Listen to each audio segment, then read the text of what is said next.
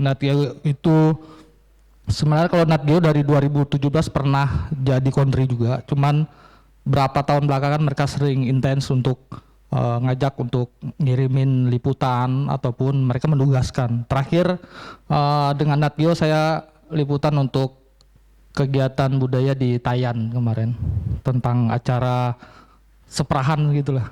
Nanti ada hasil liputannya. Next, bawah sedikit. Saya sejak tahun 2009 awalnya hobi suka motret karena itu masih kuliah ya kan. Terus motret ikut lomba menang gitu kan. Suka menang, mikirnya wah ini kalau motret menang satu foto dapat duit ya kan. Wah kayaknya duitnya banyak kalau saya motret terus gitu ya. Ya Bang Fat ya. Jadi awalnya dari lomba-lomba dulu. Terus karena keterusan diajak kawan-kawan yang waktu itu fokus untuk bidang-bidang lingkungan di NGO gitulah ya. Nah, jadi sejak 2019 pernah ikut di WWF juga. WWF itu salah satu NGO internasional yang fokus dengan lingkungan. Pernah ikut ekspedisi, next turun lagi juga.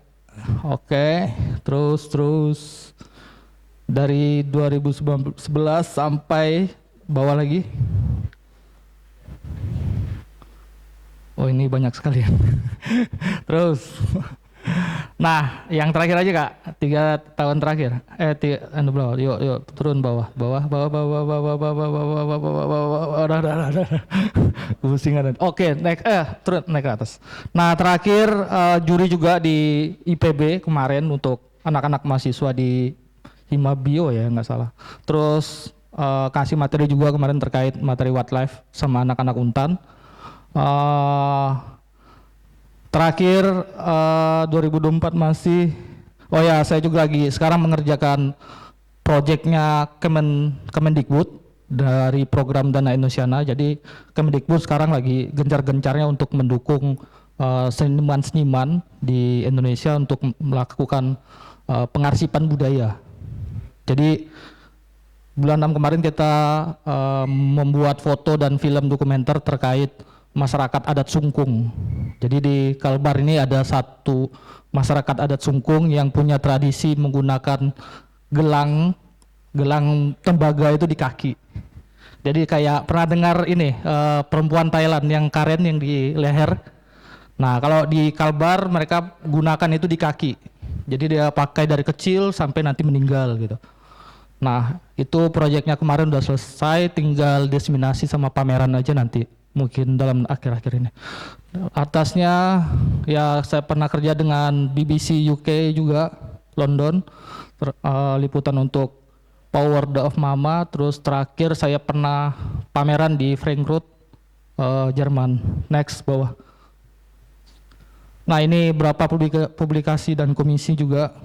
Antara saya pernah stringer di antara 2017. Next bawah. Nah ini lomba-lombanya. 2010 pernah ikut lomba Piala Presiden, itu juara runner up. Terus 2010 Peksiminas. 2015 yang terakhir itu lomba ini masyarakat adat di Norway nggak salah. Juara ketiga. Oke, itu CV saya. Mungkin presentasi untuk jurnalistiknya. Nah, ini dia.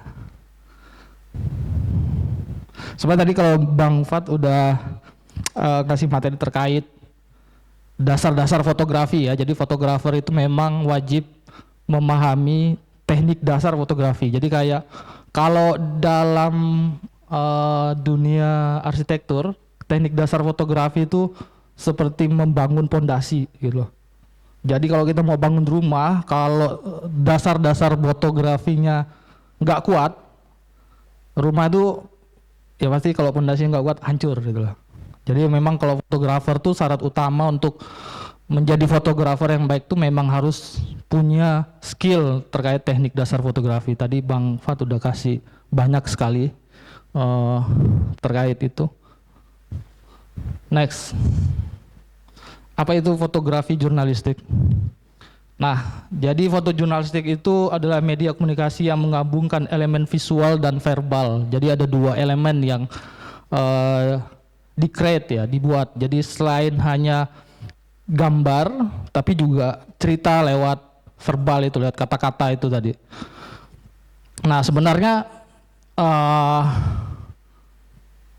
praktek jurnalistik ini sebenarnya bukan dalam masa-masa modern aja orang udah mengenal praktek jurnalistik ini. Sebenarnya zaman purba juga dulu orang udah menggunakan medium visual itu tadi untuk menggambar, ya kan? Tahu kan ada lukisan-lukisan gua zaman dulu. Nah, itu juga kalau diartikan dalam hari ini juga salah satu cara untuk berkomunikasi, ya kan? Cuman bedanya hari ini kita pakai kamera karena udah canggih. Zaman dulu mereka menggunakan lukisan, ya kan. Makanya kalau ada orang bilang nenek moyang kita seorang pelaut, kayaknya terbantahkan dengan pelukis-pelukis bahwa nenek moyang kita seorang seniman, ya kan. Atau seorang pelukis. Iya kan, duluan menggambar dulu ya. Baru dia baru tahu buat perahunya. Nah, itu dia fotojurnalistik.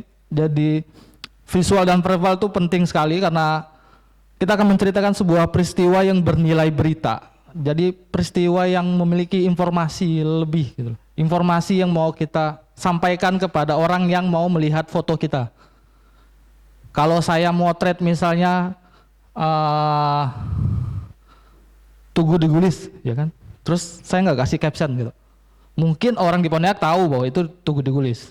Tapi kalau orang yang ada di Jawa misalnya ngelihat foto itu, mereka nggak akan tahu, oh ini Tugu Bambu ini, gitu, ya kan? Padahal kalau kita ceritakan lebih mendalam lagi, ada yang tahu nggak sejarah Tugu Digulis itu? Ah, siapa yang tahu? Ada yang tahu nggak?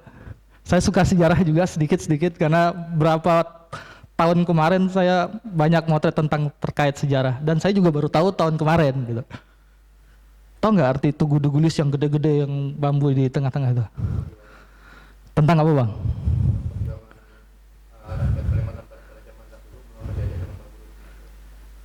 Itu lebih ke simbol alatnya berarti ya. Nah, betul itu ada. Nah, simbol itu kalau di fotografi terkait juga dengan semiotika ya. Semiotika itu bicara tentang simbol. Kenapa ada 9 nggak salah. 9 apa 7 saya lupa. 7 ya. 7 bambu yang ada di Tugu Digulis itu. Itu simbol sebagai perjuangan masyarakat Kalimantan Barat. Ada 7 orang yang menjadi korban keganasan Jepang waktu itu. Tahun 19 berapa itu? 41 sampai 44 tuh. Jadi ada 7 orang Kalimantan Barat. 3 orang itu yang menjadi korban Bougainville itu pembuangan yang di mana? Bogen Papua itu. Ya, 3 orang itu pernah di asingkan ke sana terus pulang-pulang jadi korban kolonial waktu itu. Pembantaian mandor berdarah. Jadi ada 1.800 orang Kalbar yang dibantai oleh kolonial Jepang itu. Kalau saya sebut itu sebagai genosida ya. Dan sampai sekarang kasus itu nggak pernah diungkap, walaupun sudah lama, ya kan. Tapi kalau dibilang genosida itu mirip-mirip Nazi gitu. Kalau Jerman bantai ini di Eropa, Jepang itu bantai orang Kalbar di Mandor. Jadi sama peristiwanya. Oke, itu sekilas terkait sejarah. Next, Kak. Oke, jadi foto jurnalistik itu ada berapa kategori, abang-abang, kakak-kakak. Jadi yang pertama itu ada general news, ada sport news, daily life, portrait, sports, science and technology, social and environment, and art and entertainment. Jadi ada 8 kategori foto jurnalistik. Nah, 8-8-nya ini biasa juga dilombakan untuk lomba-lomba di internasional gitu. Jadi kalau lomba-lomba foto di internasional macam WordPress, ya kan, yang udah skala internasional, mereka menggunakan kategori-kategori ini untuk mengumpulkan peserta-peserta lombanya yang mengirimkan karya-karyanya lah gitu. Yang ikut dalam berapa kategori ini. Next, Kak. Nah, yang pertama itu ada general news. Jenis foto jurnalistik mengenai peristiwa yang telah direncanakan sebelumnya. Dan jurnalis memang ingin meliputkan tersebut untuk pelaporan berita umumnya dengan penyelenggaraan kegiatan formal. Ya ini general news ini foto-foto ya kegiatan ya, dokumentasi kegiatan. Tadi ada yang nanya, Bang Fat udah jelaskan sedikit. Jadi kalau dalam upacara itu misalnya fotografi, posisinya di fotografer itu posisinya di mana sih Bang? Sebenarnya kalau di dokumentasi ya, kalau kita satu tim ada 3 orang, nggak mungkin tiga-tiganya mungkin semuanya motret ya kan? Paling 1 atau 2 orang gitu. Kalau misalnya kalau ada aturan untuk hormat ya mungkin yang tugasnya mendokumentasikan dia punya ini ya, karena dia untuk mendokumentasikan itu gitu. Cuman memang kalau dalam suatu kegiatan memang ada area-area yang dilarang dan area-area yang tidak boleh, yang boleh untuk diambil gitu. Betul kata Bang Fat tadi, kalau misalnya dalam upacara kegiatan gini kan, karena fotografer lewat aja gitu kan. Ya ada etikanya lah, etika waktu kita mendokumentasikan sebuah kegiatan itu. Nah itu satu. Next Kak. Nah ini foto-fotonya. Nah jadi itu peristiwa yang sudah direncanakan ya, macam kegiatan-kegiatan kita ini ya masuk dalam general news. Oh ya di belakang tuh ada teman saya, dia wartawan juga. Besok katanya pengen ikut juga di sini. Bang Greg ini dari Inside Pontianak. Dia bilang tadi sekalian mau liputan nih Bang. Oke, next Kak. Yang kedua ada spot news. Nah ini yang sifatnya spontan. Jadi kalau foto yang kategori ini, misalnya di jalan nih kita ketemu dengan peristiwa kecelakaan gitu. Tiba-tiba kita pengen motret, nah itu bentuknya kategorinya lebih ke spot news. Jadi sebuah peristiwa yang tidak pernah kita perkirakan tapi itu terjadi gitu loh. Tapi itu penting untuk di foto gitu. Nah itu masuknya di spot news. Next. Nah ini dia, ini sebenarnya kerusuhan di Afrika ya. Jadi butuh apa ya, kayak intuisi yang kuat untuk mengambil atau menangkap peristiwa-peristiwa yang sebelumnya kita tidak pernah tahu gitu. Kerusuhan, bencana alam dan segala macam itu hal-hal yang penting untuk diberitakan kalau di fotografi jurnalistik. Next. Daily life ini foto kehidupan sehari-hari. Jadi dia banyak mencerita terkait tentang kisah-kisah kemanusiaan lah. Next. Contohnya, nah ini dia. Ya kehidupan masyarakat pada umumnya lah ya. Jadi kalau kita mau motret misalnya terkait tentang pasar ataupun aktivitas di jalan raya dan segala macam, itu masuknya di daily life. Next.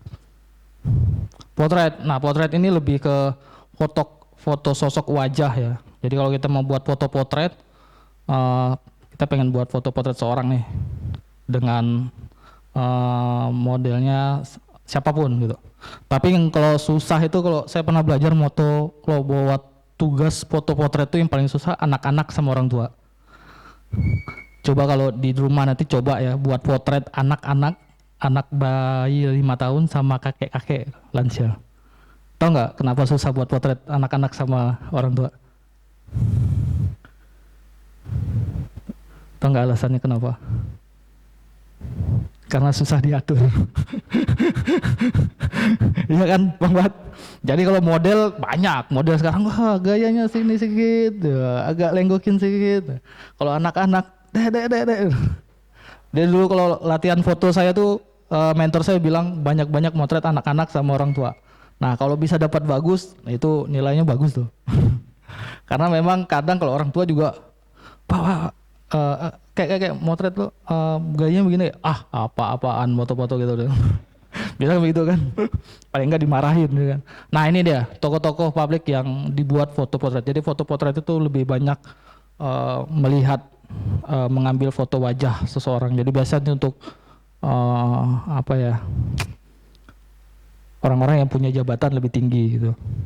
Jadi kalau di potret juga memang, kalau nggak tahu nanti Bang Fat mungkin kasih, ada komposisi tubuh. Kalau di teknik dasar fotografi itu gimana kita motret seseorang itu mulai dari seluruh badan, sepertiga, setengah, seperempat sampai close up gitu. Jadi itu teknik-teknik dasarnya gitu kalau motret orang dengan bentuk potret. Next. Nah, yang kelima ada sport, ini lebih ke olahraga. Next Kak. Nah, ini contoh-contohnya.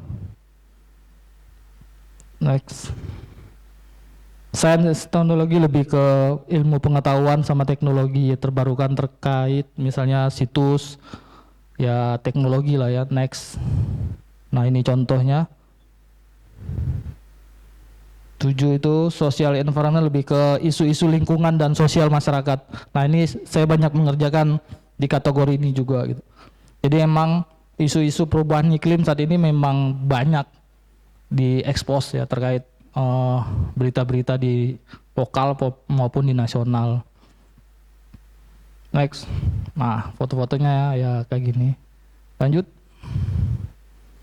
Seni dan entertain. Banyak lebih ke cerita-cerita tentang pertunjukan, kebudayaan, teater, wayang, dan segala macam. Next. Ya, ini contoh-contohnya. Dibuat potret juga. Nah, itu tadi. Jadi kalau di awal terkait visual dan verbal, memang seorang fotografer itu kalau di jurnalistik wajib harus bisa membuat caption. Caption foto itu paling penting karena selain informasi secara visual, orang juga harus punya pemahaman secara verbalnya itu. Jadi kalau misalnya tadi yang saya ceritakan, misalnya saya motret sesuatu di Kalbar misalnya, yang mungkin orang luar nggak tahu gitu kan. Tanpa caption orang nggak akan tahu bahwa ini foto apa gitu loh.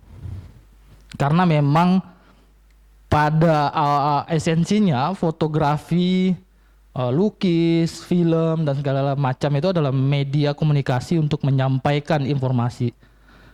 Ketika misalnya audiens atau yang melihat, yang menonton tidak tahu apa yang kita ceritakan lewat sebuah foto, berarti foto kita gagal, ya kan? Karena tujuan utama atau misi utamanya itu ya foto untuk menceritakan informasi atau medium untuk bercerita gitu. Itu. Nah, ini tipsnya. Jadi ada riset yang dilakukan Sarah Quinn untuk National Press Photographer menunjukkan bahwa caption yang baik membuat satu foto dilihat 30% lebih lama oleh pembaca. 30% oleh pembaca atau dilihat ya. Jadi kalau caption yang ditulis dengan baik membuat orang membaca dan kembali melihat foto secara berulang. Jadi orang akan berpikir ketika melihat satu foto yang punya nilai informasinya lebih banyak, ya kan? Pasti orang, ini foto ini bagus sekali gitu. Bukan hanya secara visual, tapi secara ceritanya gitu. Foto ini punya nilai nih. Nilai yang secara sosial kah, secara ekonomi kah? Nah ya, itu dia. Next. Nah, ini contoh buat caption ya. Jadi kalau caption itu biasa kita pakai 5W 1H, standar lah itu. Ada what, who, where, when, why. Jadi ini contohnya. Jadi kalau lihat foto yang sebelah kiri, penjelasannya sebelah kanan. Jadi kalau di foto kadang kita buat caption itu dengan menjabarkan 5W 1H itu tadi. Supaya informasi yang ada di foto itu terceritakan lewat caption.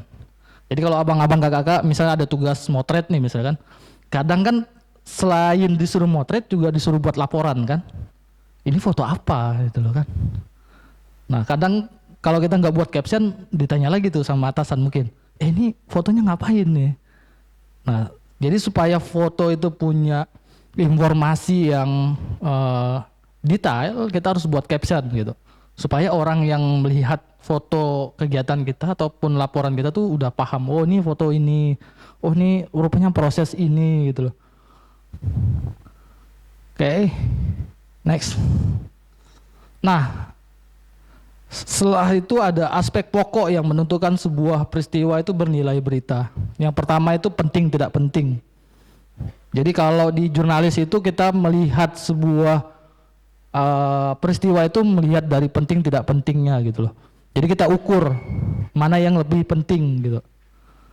Ini nggak saya jabarkan, tapi ini contohnya ada, misalnya ada informasi kunjungan Direktur Utama BPJS Ketenagakerjaan ke suatu cabang. ya kan? Wartawan dapat informasi itu, pasti ya wartawan motret nih, ataupun liput, ya kan? Tapi rupanya waktu dia berkunjung ada peristiwa lain lagi, yaitu terkait misalnya pencairan pensiun tidak diperbolehkan misalnya. Wah, wartawan ini pasti mikir nih, ini kalau aku liputan tentang pemimpinnya, lebih baik aku kasusnya aja nih, ya kan? Karena masalah itu lebih banyak orang pengen mau tahu gitu loh, ya kan? Dibandingin misalnya datang nih pejabatnya atau apa, ya kan? Mereka kadang di foto jurnalistik pun atau di jurnalistik memang kita tuh lebih banyak menyuarakan atau memberitakan terkait masalah-masalah ya, masalah-masalah yang terjadi di sekitar kita gitu. Next. Penting tidak pusing, penting. Besar kecil kejadian. Nah, ini sama. Jadi kalau biasa tentang gempa bumi misalnya, biasa tuh diukur-ukur dulu. Banjir kecil di Serdam mungkin lebih kecil dibandingin banjir di Sungai Kapuas misalnya. Nah, kadang kita ukur-ukur dulu nih. Makanya kadang kalau penugasan dokumentasi juga kita harus ngelihat itu juga sih ya. Misalnya ada 2 kegiatan nih, kita selalu ukur juga nih, mana yang penting, mana yang nggak penting, mana yang besar, mana yang kecil nih. Nah, motret juga sama, Bang. Jadi kalau kita ngelihat sebuah proses kegiatan itu, pasti yang dibilang, nanti kalau ada atas yang bilang, ini nanti tanda tangannya penting ya. Nah, itu jangan sampai kelewatan tuh. Ini nanti penandatangan MOU-nya penting ya, atau ini foto bersamanya wajib ya. Nah, terkadang kita harus punya perencanaan yang matang terkait apa yang mau kita liput gitu, atau apa yang mau kita dokumentasikan. Next. Dekat jauh sama. Ini kayak lokal sama nasional ataupun internasional. Jadi isu-isunya tuh kadang kalau di jurnalis kita mengukur juga. Semakin sebuah informasi atau berita yang kita buat itu punya nilai poin tinggi, misalnya skalanya ya. Kadang saya motret ngelihat skalanya apa dulu nih. Ini lokal aja nih. Atau misalnya ini nasional nih. Ini internasional nih. Nah, BBC kemarin dengan UK itu mereka tertarik karena saya liputan terkait The Power of Mama itu. The Power of Mama itu ini emak-emak yang menjadi sukarelawan itu sebagai pemadam kebakaran itu di Ketapang. Jadi ada 20-an lebih emak-emak karena mereka waktu itu bermasalah terkait kebakaran Karhutla itu ya. Jadi mereka sukarelawan sebagai pemadam kebakaran. Jadi semuanya perempuan tuh, emak-emak semua tuh. Nah, itu yang menjadi nilai poin plusnya dari BBC yang gua mau foto ini nih. Mau cerita ini nih, karena cerita mak-mak jadi pemadam kebakaran itu dimanapun jarang, ya kan Bang? Yang ada tuh semuanya ada laki-laki, ya kebanyakan laki-laki ya. Tapi ini mak-mak gitu loh. Nah, itu kan menarik tuh. Jadi nilainya punya nilai yang tinggi lah. Next. Aktualitas, keterbaruan. Nah, ini terkait kesegaran aja sih ya. Kalau berita yang kemarin itu dibandingin dengan kemarin dulunya lagi, biasa kalau orang bilang beritanya udah basi gitu. Jadi memang kalau jurnalis itu dia mencari yang, kalau bukan mencari tapi targetnya yang terbaru lah, yang nggak ada orang liput sebelumnya gitu. Next. Ketenaran ya, ini terkait artis-artis ataupun pejabat-pejabat mungkin yang punya nama yang lebih tinggi gitu. Next. Nah, jadi intinya sebuah kejadian yang menarik untuk publik itu bukan hanya bagi wartawannya aja gitu. Bukan hanya untuk kita aja, tapi untuk orang yang mau kita sampaikan informasinya gitu. Jadi kalau di berita itu, kalau ini analogi ya, kalau anjing gigit manusia itu biasa nggak Pak? Beritanya anjing gigit manusia biasa ya. Tapi kalau manusia gigit anjing ada nggak? Nah, banyak di Lapo tuh ya. Nah, itu berita yang jarang pernah kita dengar ya kan. Jadi kalau wartawan tuh kalau anjing gigit manusia tuh biasa, banyak banget. Tapi kalau manusia gigit anjing pernah nggak ya? Wah, itu beritanya pasti keren sekali itu. Next. Oke, memotret foto jurnalistik untuk menjadi pewarta foto. Lanjut Kak. Nah, ini ada riset. Riset yang dilansir oleh Bureau of Labor Statistics, fotografer diproyeksikan tumbuh sebesar 17% dari 2020 hingga 2030. Menurut The Beren Carrier, seorang fotografer bertanggung jawab terhadap kualitas gambar yang dibuatnya. Dari hal tersebut menggambarkan bahwa fotografer juga memiliki peran terhadap proses penyuntingan gambar meski tidak seluruhnya menjadi tugasnya. Next. Maka dari itu dapat dikatakan bahwa lingkup kerja seorang wartawan foto cukup luas. Nah ini dia, wartawan foto itu idealnya bisa memotret sebuah peristiwa dalam bentuk foto yang berkualitas baik secara fotografi, menarik, dan dapat menyampaikan pesannya lagi ya, secara visual dan verbal yang bernilai berita.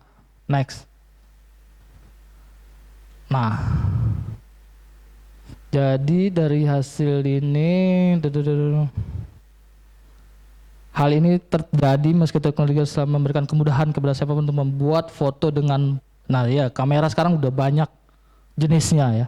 Kalau saya itu ditanya Bang, motret itu pakai kamera apa yang bagus?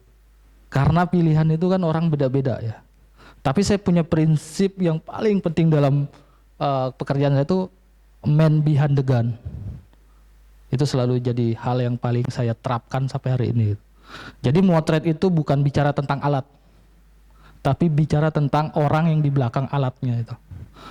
Mau kameranya secanggih apapun, kalau kita tidak punya teori ataupun pengetahuan dasar terkait foto, ya itu bullshit tuh, ya kan?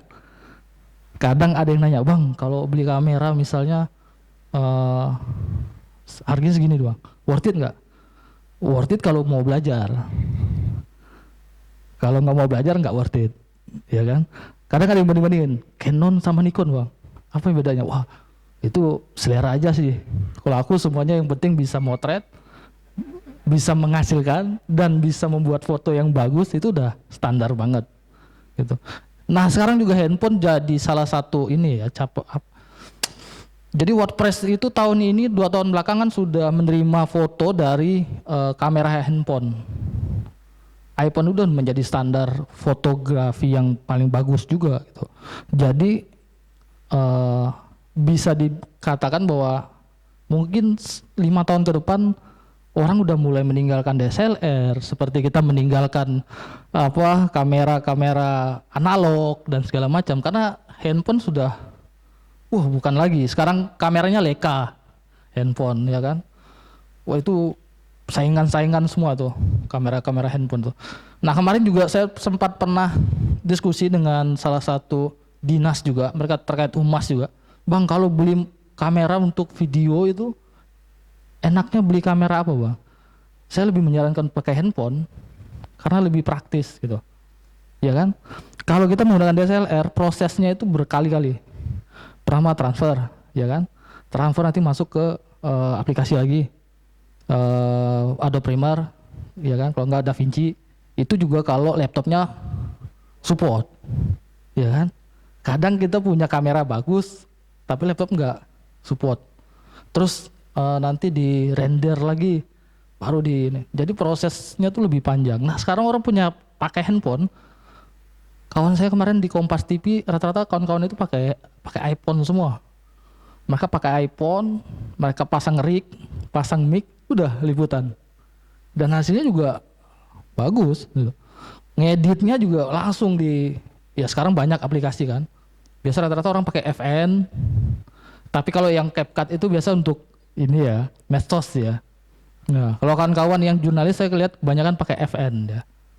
Ya FN itu karena nggak ada watermark, nggak terlalu ya, karena apa ya, dia mirip-mirip Premiere tapi dia standar mudahnya ya Bang ya. Kalau FN itu nggak tahu, kalau yang lain banyak, sekarang aplikasi banyak sekali. Oke, nah ini dia bagaimana menjadi seorang fotografer jurnalistik. Next. Nah tadi udah diajarin sama Bang Fat. Pertama itu penting teknik pengoperasian kamera dengan baik. Oke abang-abang, kakak-kakak, saya mau tanya, pernah nggak beli sesuatu tapi baca buku panduannya? Ayo, siapa yang pernah? Pasti enggak pernah semua. Pernah? Selalu beli? Kita selalu baca?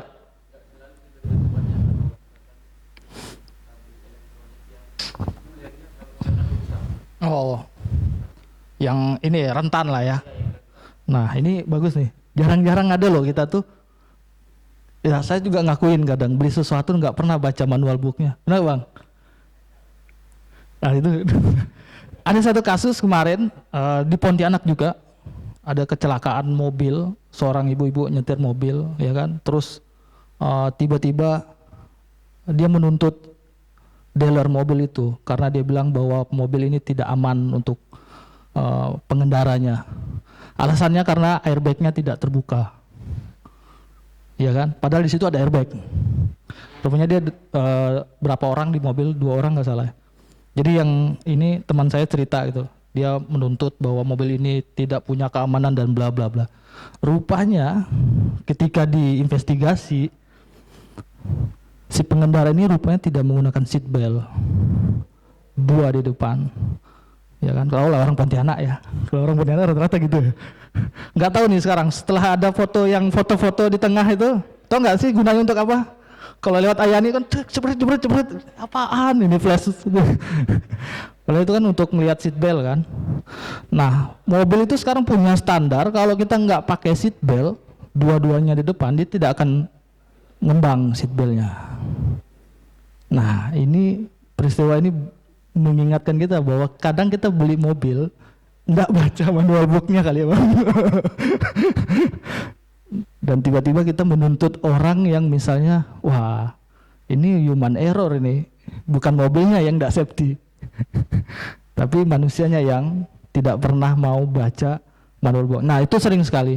Sebenarnya kalau di kamera itu kadang kawan-kawan nanya, Bang Victor motretnya pakai ISO berapa, diafragma berapa, shutter speednya berapa? Oh, itu segitiga exposure nggak bisa ditentukan bos, ya kan bang? Jadi itu semua seperti penggaris, dimanapun kondisinya, kapanpun waktunya itu dia nggak bisa ditentukan pasti gitu. Jadi emang kalau di fotografi itu kalau mau jadi fotografer, kenalilah alatmu seperti mengenali pasanganmu itu loh. Ya, jadi kalau di rumah saya bilang, istri saya suka bilang, wah itu istri pertamanya nggak dibawa kah?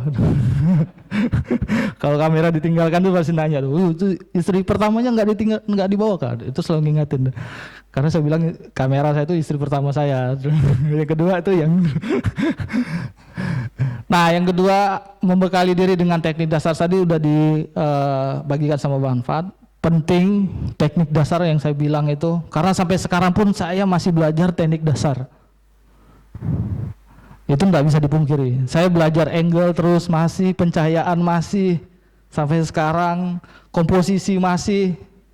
Karena semuanya itu betul kata Bang Fak tadi ya, bahwa fotografi itu dari 100%, 70%-nya itu praktek, 30%-nya itu teori emang. Walaupun pada awal mulanya saya tuh lebih banyak praktek ya. Sekarang saya baru belajar baca-baca gitu. Oh ini artinya begini, oh ini maksudnya begini. Jadi fotografi itu luas sekali. Dan dia bukan hanya sesuatu yang sekecil itu gitu. Sekarang itu banyak foto-foto, mungkin kalau abang-abang lihat di American Suburban itu tuh genrenya kontemporer. Foto kontemporer. Kalau dibuka American Suburban itu fotografer yang fotonya nggak bisa dibaca dengan yang nggak dibaca dengan penalaran mungkin ya, penalaran orang umumnya, karena foto-foto mereka tuh abstrak banget ya. Jadi foto-foto mereka itu selalu goyang, noise. Nah itu kan tadi yang kata Bang Fak bahwa foto yang bagus tuh tidak noise, tidak gelap, tidak terang. Nah tapi di situ mereka hajar semua aturan itu, tapi hanya untuk melihat perspektif mereka. Nah itu yang lebih agak-agak lah itu. Nah yang ketiga, membuat perencanaan liputan dengan baik. Nah saya ini kalau liputan saya selalu buat perencanaan dengan matang. Jadi kadang kalau saya mau motret misalnya terkait acara kebudayaan ataupun misalnya terkait bencana atau apa, saya selalu buat perencanaan dengan matang. Yang pertama saya selalu buat cari itu informasi tentang kegiatan itu. Pasti ini apa ini, lokasinya di mana, ya kan? Terus siapa yang bakal datang? Berapa banyak yang akan datang? Wah, itu pasti sebelum besok saya turun, malam ini saya sudah search di Google semua itu. Misal kemarin saya ke Sulawesi Tengah, ya kan? 10 hari di sana, sebelum 10 hari, seminggu saya sudah searching semua. Kemana yang akan saya tuju. Oh, ini kampung ini. Oh, dia bicara tentang misalnya budidaya Valeri. Tahu ya budidaya Valeri? Valeri itu ini, apa? Vanila. Jadi kalau di Sulteng tuh banyak kebun vanila. Mereka sebut Valeri. Gitu. Wow, tuh, baru itu ngelihat kebun vanila kan, dia kayak kacang kecipir gitu, kacang-kacang kecipir. Nah itu saya search semua. Jadi sebelum ke lapangan saya sudah buat kayak timeline udah pasti, bahan-bahan materi yang mau difoto juga udah pasti, orang-orang yang akan difoto juga udah pasti. Nanti akan ada advat bareng-bareng ya Bang Fat ya. Nanti saya bagi sedikit yang di jurnalis, nanti Bang Fat menambahin. Oke, next. Nah, ini ada beberapa foto yang sangat melegenda sampai sekarang. Tahu nggak cerita foto ini? Ya, ini terkait perang ya. Judulnya Napalm Girl. Ini fotografernya masih hidup loh.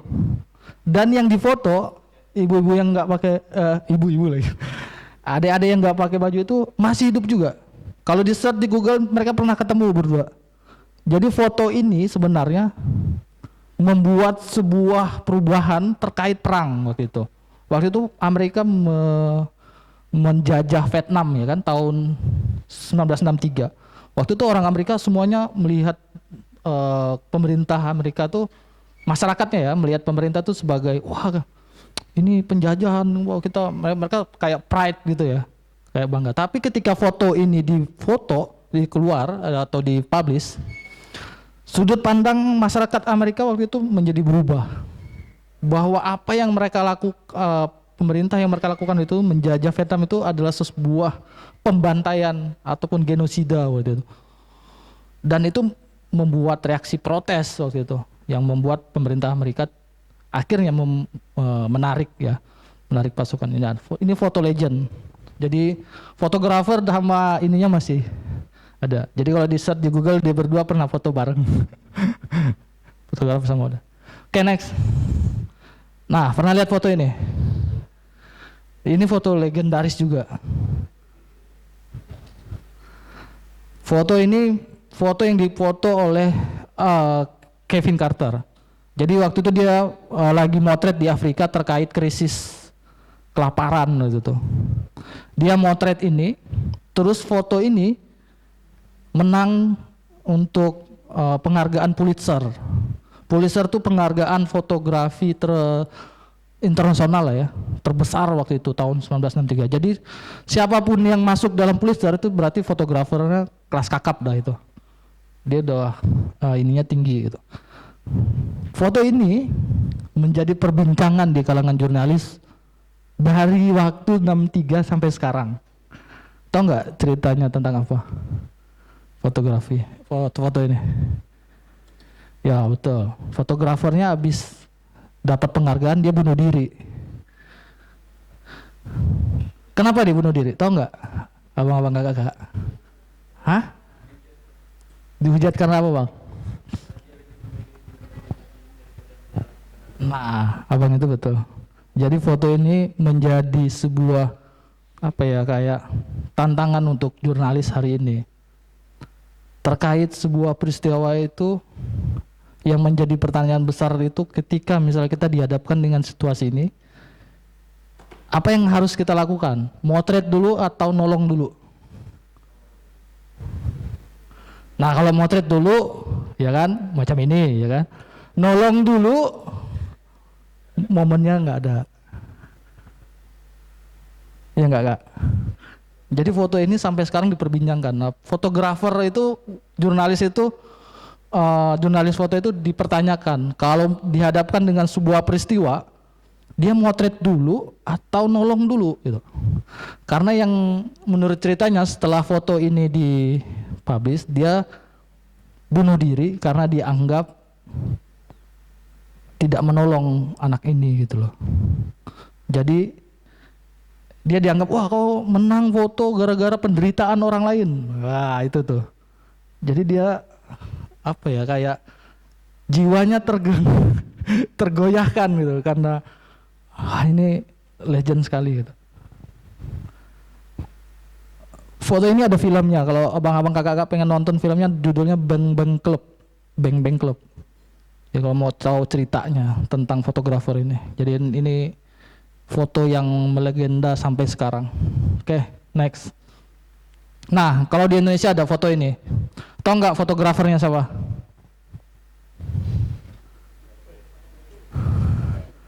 Nah, iya kan?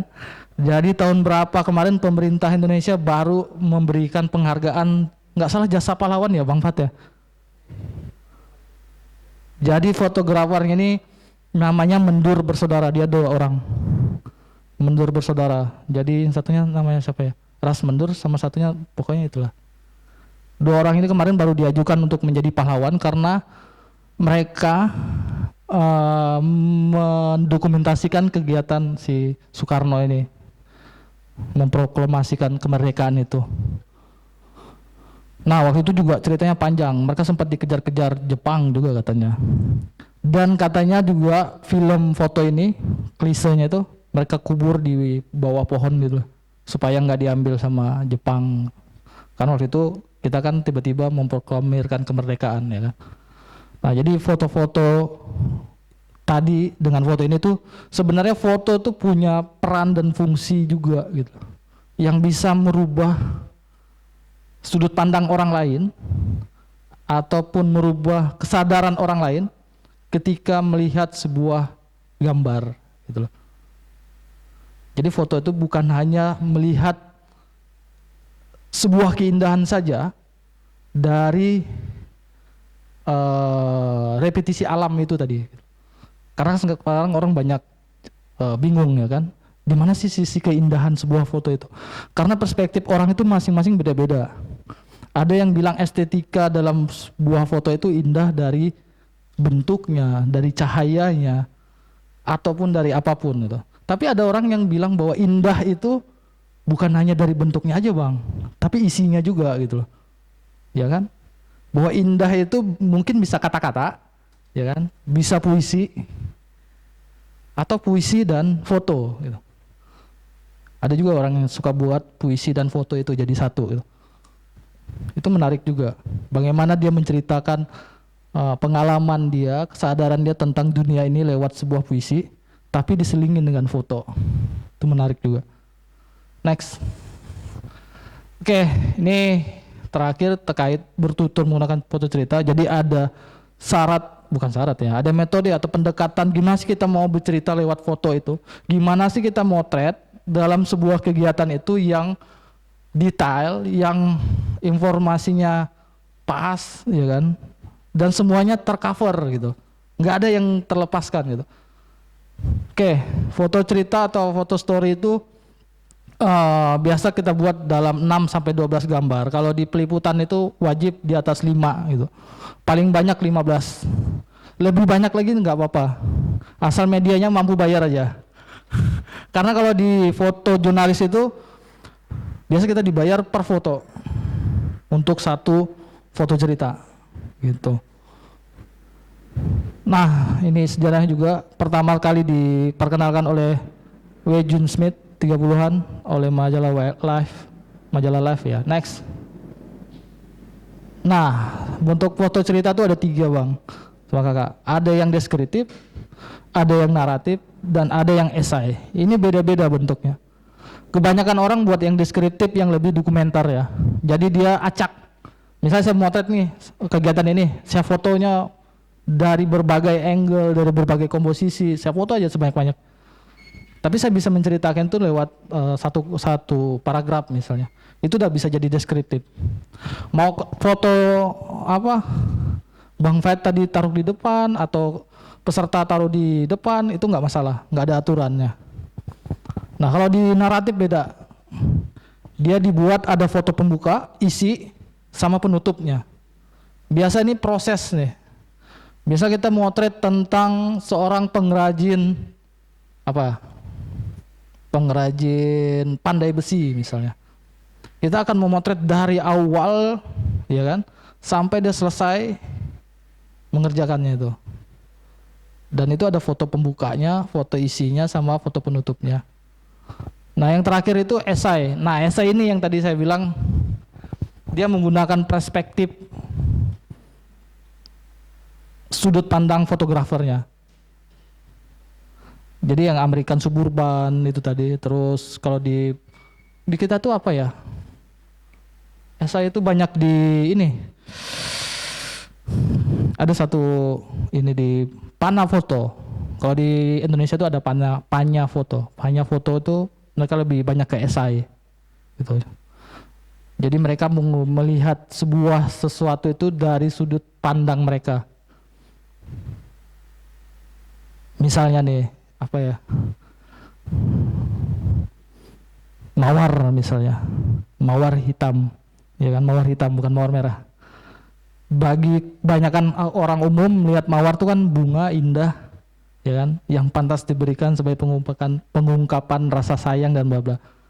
Tapi bagi si fotografer ini, dia pengen menceritakan mawar hitam itu indah tapi menyedihkan gitu. Jadilah foto-foto yang menurut perspektif dia gitu, bahwa ada makna lain dari makna yang kebanyakan itu, dari pendapat umum yang ada itu. Nah, esai foto ini agak rumit sekali, karena selain kemampuan bercerita, kemampuan imajinasinya juga tinggi. Next. Oke, ini metode Edvard. Ini untuk jurnalis. Sebenarnya saya pakai ada 2 metode sebenarnya. Tapi ini dasar sekali. Banyak orang pakai ini untuk membuat hasil liputan itu beragam. Selain jurnalis juga biasa dipakai untuk kegiatan dokumentasi juga, Bang. Jadi kadang kalau saya mau liputan, saya buat list untuk Edvard ini. Jadi sebelum saya turun, saya sudah buat entire-nya apa, detailnya apa, framingnya apa, angle-nya apa, time-nya apa. Lagi-lagi di sini juga menggunakan pendekatan teknik dasar fotografi yang tadi Bang Fak ajarkan itu. Makanya tadi saya bilang penting teknik dasar fotografi itu. Jadi kalau kita tahu Edvard tapi kita nggak tahu teknik dasar fotografi, selesai. Nggak tahu kita mau apa yang dibuat, ya kan? Oke, next. Nah, yang pertama itu entire, itu lebih established shoot sih ya. Jadi kalau nanti motret misalnya dokumentasi atau apapun, wedding, kegiatan kantor dan bla bla ataupun liputan nanti abang-abang kakak, established shoot itu sebuah pandangan ataupun peristiwa yang sifatnya umum lah ya, general fotonya. Jadi dia bisa dibuat di foto pembuka juga. Next. Nah, ini saya coba kasih contoh. Ada salah satu karya foto namanya Balutan Halus, eksploitasi di balik hiburan topeng monyet. Nah, ini esai. Jadi selama ini pandangan kita terkait topeng monyet itu lucu, ya kan, menghibur, ya kan. Terus topeng monyet itu ada uangnya, ada pawangnya, dan segala macam. Kita melihat itu sebagai sesuatu yang biasa saja gitu. Tapi bagi fotografer ini dia melihat itu sebagai sebuah keunikan gitu. Foto pembukanya itu aja udah unik, ya kan? Dia mencoba untuk topeng dan monyet itu jadi satu, itu menarik sekali itu. Sesuatu yang kontras, kalau kita bilang itu kontras. Next, detail. Nah, jadi kalau topeng monyet tadi dia coba untuk pembuka fotonya itu pakai itu tadi. Dia mencoba untuk membuat kita yang melihat itu penasaran, apa sih foto dia nih gitu loh. Apa sih liputan dia nih gitu. Itu tadi yang diceritakan bahwa semakin bagus foto seorang tuh, orang tuh akan melihat memandangnya semakin lama gitu. Karena kita akan dibuat untuk berpikir. Ya kan? Berpikir, wah ini foto apa nih? Next. Detail. Nah, dia coba untuk detail itu mencoba untuk menceritakan apa sih topeng monyet itu gitu loh.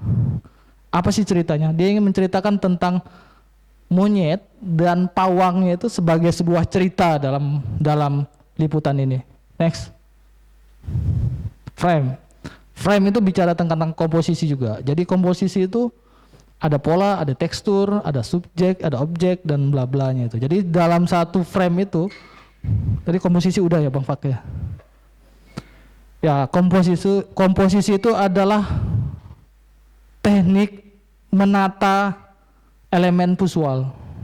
Jadi dalam satu bidang frame itu, tugas fotografer itu adalah gimana kita menyusun elemen-elemen visual dalam satu bidang datar itu. Itu seperti kayak buat kue. Ada yang pernah buat kue enggak kakak-kakak? Menghias itu kan. Itu kalau menghias kue ulang tahun ya. Kalau enggak terpola kan jelek dia jadinya kan. Dia harus sama gitu loh. Nah, sama di foto juga sama. Foto itu gimana caranya kita menyusun elemen-elemen visual dalam satu bidang foto itu. Jadi banyak nih elemen-elemen kan banyak nih. Tapi gimana caranya motretnya indah gitu loh. Bagus. Enggak seperti biasanya orang yang enggak belajar foto motret gitu. Jadi fotografi itu memotret dengan sudut pandang yang berbeda, bukan yang pada umumnya gitu. Next, frame. Nah ini, dia mencoba membuat komposisinya dari tiga foto ini. Yang pertama itu dia pengen ngeliatkan apa simbolnya yang pertama? Identitas satu. Ini di mana? Indonesia, ya kan? Dia menggunakan simbol bendera itu sebagai bahwa topeng monyet itu ada di Indonesia, terkenal di Indonesia gitu loh. Yang kedua itu dia pengen ceritain bahwa ada transaksi yang melihat penonton dan si pawang untuk memberi itu. Nah, yang ketiga itu aktivitas mereka, pergerakan mereka di kota gitu. Jadi tiga foto ini sudah menceritakan, komposisi sini sudah menceritakan tentang informasi yang kita nggak usah lihat captionnya udah tahu nih, ya kan? Oh ini cerita apa nih? Tadi saya mau kasih captionnya sebenarnya, cuman nggak usah lihat captionnya aja kita udah, wah ini fotonya keren-keren. Next, angle tadi sudah diajarin sama Bang Fa. Sebenarnya angle itu ada 3, ada 4, ada 1, 2, 3, 4. Angle itu ada bird eye, atas, normal, ya kan, bawah sama frog eye. Frog eye itu sejajar tanah. Di advance angle juga dipakai lagi gitu. Supaya foto-fotonya beragam. Next. Nah, kalau dilihat sebelah kiri, dia motret dari angle apa, Abang-abang? Kiri atas. Angle bawah. Sebelah kanan atas, angle atas. Kiri bawah, sejajar mata, ya kan? Kanan bawah, atas, ya atas lah ya. Nah, angle ini juga rupanya punya arti, tau nggak, abang-abang dan kakak-kakak? Punya makna. Jadi angle-angle ini bukan hanya sebuah teknik mengambil gambar aja, tapi punya alasan tertentu kenapa orang menggunakan angle-angle ini. Biasa kalau kawan-kawan dokumentasi atau dokumenter, kalau motret pejabat atau orang yang punya kelas kastanya lebih tinggi, biasa mereka dipoto dengan angle bawah. Kenapa? Kenapa pakai angle bawah? Betul. Jadi supaya ininya lebih bawah. Makanya mereka suka kalau dipoto dari angle bawah. Coba lihat foto-foto jurnalis kalau mereka motret misalnya ya yang di Jakarta ya, pasti rata-rata ngomong. Tapi kemarin siapa itu yang ketangkap kemarin ya? Menteri apa itu? Nah, Mentan itu. Foto yang publish itu fotonya dari mana? Dari atas. Tahu nggak kalau foto dari atas itu sebenarnya menimbulkan efek apa? Tentang masyarakat kelas bawah. Ya, jadi kalau orang-orang mau motret pakai angle atas itu biasa motret untuk kemiskinan, ya kan? Terus orang minta-minta gitu. Makanya kadang dari atas itu kayak mengkerdilkan itu loh, ya kan? Makanya foto Mentan itu kemarin orang pada ribut itu. Kalau fotografer ribut. Wah, ini kelas atas bisa difoto dari atas ini. Karena derajatnya langsung drop. Ya kan? Yang tadinya menteri dia langsung. Nah, itu angle abang-abang kakak. Jadi angle itu dibuat bukan tidak ada maksudnya gitu. Bagi fotografer itu punya makna yang tersendiri gitu. Punya maksud. Itu dia. Next. Time itu bicara momen. Nah, ini juga penting kalau fotografer dia harus melatih kesabaran, melatih intuisinya, melatih semuanya lah. Panca indera itu untuk melihat sebuah momen itu dengan tepat tuh. Jadi jangan sampai motret itu kelewat. Misalnya tanya, tadi motret tanda tangan dapat nggak? Waduh Pak, telat Pak. Tadi motret ini pas gunting pita dapat nggak? Aduh Pak, dapat Pak. Habis semua dokumentasinya nggak bagus semuanya. Jadi emang fotografer itu dilatih untuk cekatan. Ketika dia belum gunting, kita sudah pasang shutter speed yang paling cepat dengan dengan continuous shoot. Jadi kadang kalau orang mau lewat dia pakai itu ya bang ya, maksudnya pakai jadi kamera itu kayak mesin jahit gitu. Sebelum dia gunting itu udah jadi nggak ada satupun yang terlewatkan tuh.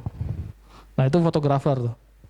Dia selalu jeli, sabar dan melihat sesuatu tuh dengan momen itu tadi. Next. Nah foto terakhirnya bagus. Topeng monyet juga, tapi dia kayak manusia gitu. Jarang-jarang ada monyet kayak gini kan, megang kepalanya kayak sakit kepala gitu. Ya kan? Jadi dia memang mengangkat tentang masalah topeng monyet, di mana hewan itu dieksploitasi, ya kan, untuk mendapat keuntungan tadi untuk si manusianya itu tadi. Dan ini juga menjadi pertanyaan bahwa manusia itu juga masih butuh hewan gitu loh untuk nyari duit. Oke, next. Oke, ini kemarin liputan saya sama Nat Geo yang tahun ini terkait budaya desa untuk pangan Indonesia. Oh ya, budaya sarapan ya. Jadi ada salah satu tradisi sarapan di Tayan itu. Kalau di Tayan tuh, kalau orang Melayu Tayan, mereka tuh selalu sarapan pakai nasi dingin. Jadi ini saya cerita sedikit. Jadi orang Tayan itu kalau masak malam, mereka masak nasinya banyak. Karena kalau ndak habis, besok siang nasi dingin itu dimakan. Tapi tahu nggak maksudnya nasi dingin itu dimakan untuk apa? Ada maksud lain nggak? Tahu nggak? Sebenarnya kata orang Tayan, nasi dingin itu untuk mencegah mah. Jadi kata mereka kayak tapai tapi difermentasi tapi nggak lama itu loh. Jadi nasi dingin tuh katanya salah satu ngobatin mah. Walaupun jam berapa katanya mereka makan nasi dingin itu wajib. Sekitar jam 5 atau jam 6 tuh satu kepal aja katanya. Makan nasi dingin. Nanti bolehlah dicoba kalau ada yang mah. Nggak tahu sembuh apa enggak. Nah itu tradisi di Tayan. Next Kak. Ya, jadi ini satu foto cerita juga, bentuknya deskriptif itu tadi. Saya motret banyak. Terus nanti dipilih oleh editor foto. Nah, jadi kalau di jurnalis itu fotografer itu hanya mengirimkan, nanti di media ada yang namanya editor foto. Layout yang nentuin foto pembuka, penutup itu editor foto gitu. Jadi ada yang milihin. Next. Oh, ini liputan investigasi saya terakhir di Ketapang. Jadi saya juga kadang melakukan peliputan investigasi juga. Nanti kalau ngelihat saya di hutan-hutan atau apa, itu berarti saya lagi investigasi. Ini kasus tambang pasir di Ketapang. Jadi Kalbar ada 3 titik terindikasi punya tambang pasir silika. Tahu kan pasir silika? Pasir silika itu pasir kaca. Jadi sekarang kemarin dengar kasus Rempang. Kasus Rempang itu adalah pembangunan perusahaan kaca terbesar di Asia oleh pemerintah. Jadi untuk mensupport material pasir silika itu, Kalbar itu salah satu penyuplainya. Dan kita punya 5 titik apa 3 titik gitu. 3 titik tambang pasir silika, karena pasir kita lebih bagus. Pasir silika tuh untuk buat kaca bang, buat kaca, terus macam-macam. Ini kemarin liputan saya sempat dikejar juga sama perusahaan, tapi nggak jadi karena saya keluarkan kartu kartu sehat. Ya karena jurnalis punya undang-undangnya sendiri, segala sesuatu yang dilakukan untuk peliputan itu adalah kebebasan untuk berekspresi ya, kebebasan untuk bersuara. Jadi mereka nggak punya macam-macam, nggak bisa macam-macam. Next. Sama, ini juga kasus yang sama. Ini kemarin Dialog Art ini dari Cina. Saya lucu nih liputan ini.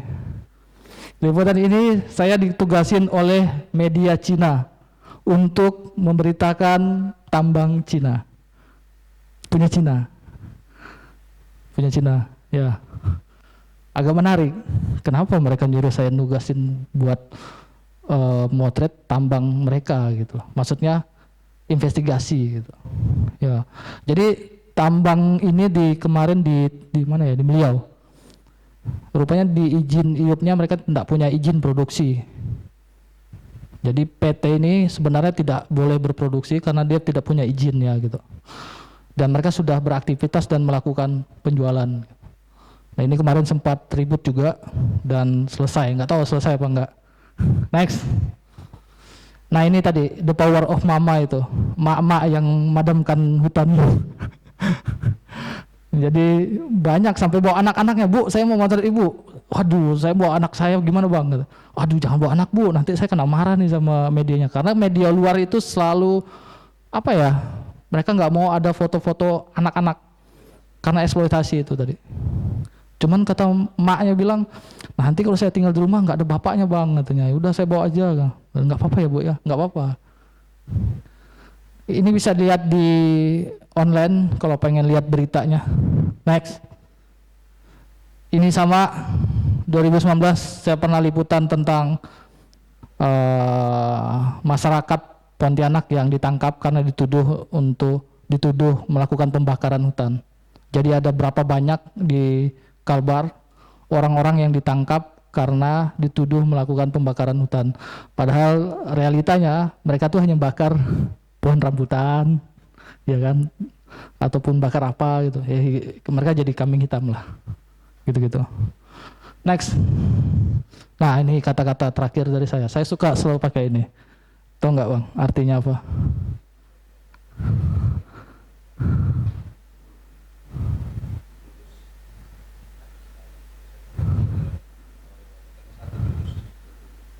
Tahu nggak artinya? Maksudnya apa? Kalau di fotografi ataupun di apapun lah.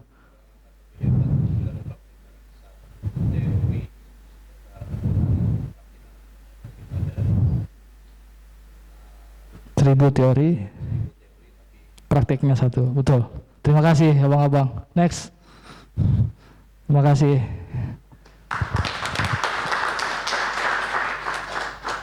Oh ya, ini ibu-ibu yang orang yang pakai gelang itu tadi. Tapi kakinya nggak kelihatan. Seharusnya dia pakai kakinya. Kalau ada di tangannya itu dia penuh. Ya, tembaga itu. Kembali ke MC, siapa yang Bang Gilang kah?